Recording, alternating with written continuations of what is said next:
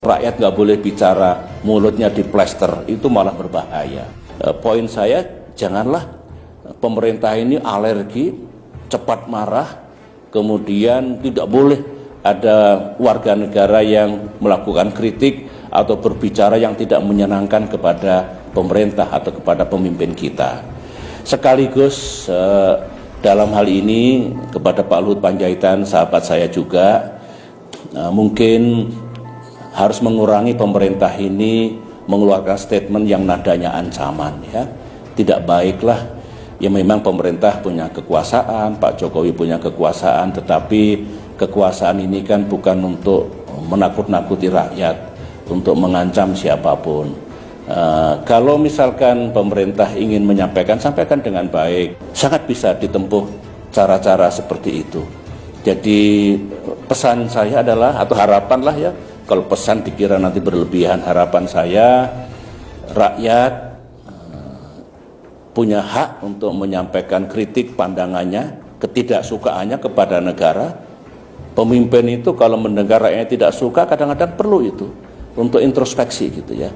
Jadi sekali lagi harapan saya, kalau saudara-saudara saya rakyat Indonesia yang menyampaikan kritik, ya kritik yang proporsional.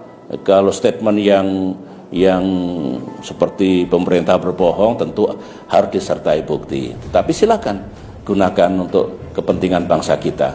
Nah, harapan saya untuk pemerintah ya tidak perlu arogan, ya tidak perlu saya punya kekuasaan, awas saya lakukan sesuatu nanti. Begitu harusnya. BIN intelijen tidak boleh menakut-nakuti rakyat.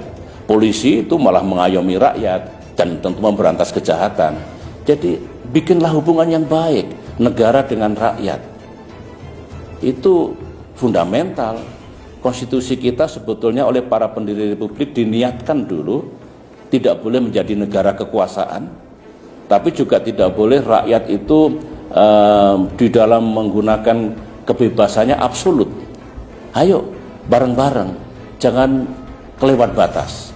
Kalau itu yang terjadi di masa depan ini akan baik. Dulu saya memimpin kurang apa? Dikritik, dihajar, dihujat, tapi pemerintahan saya tidak jatuh, ekonomi tetap 6%, demokrasi hidup, saya selesai alhamdulillah tepat pada waktunya. Jadi menurut saya ini juga pelajaran yang perlu diambil oleh kita semua. Dan memang sekarang maaf ya, tidak banyak kritik pada pemerintah, kritik kepada Pak Jokowi mungkin baik untuk stabilitas ya mungkin.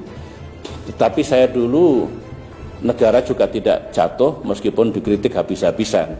Cuma yang dulu mengkritik saya sekarang banyak diam, mungkin malu mengkritik mungkin. Tapi tidak apa-apa kok, asalkan ada takarannya. Ada takarannya, tidak kelewat batas dan jangan fitnah. Tidak boleh menfitnah presiden. Tidak boleh. Tetapi penguasa tidak boleh sangat arogan dan niatnya untuk melakukan pembungkaman terhadap rakyat yang ingin menyampaikan pandangannya. Bawa ajalah ke suasana kekeluargaan gitu. Meskipun hukum ditegakkan kalau sudah kelewat batas. Kalau sudah fitnah ya harus kita gunakan. Saya juga begitu dulu. Dikritik 1000 kali, dihujat ribuan kali. Saya masih sabar, tapi kalau fitnah mesti saya bawa ke ranah hukum. Terima kasih. Saya kira begitu dulu ya.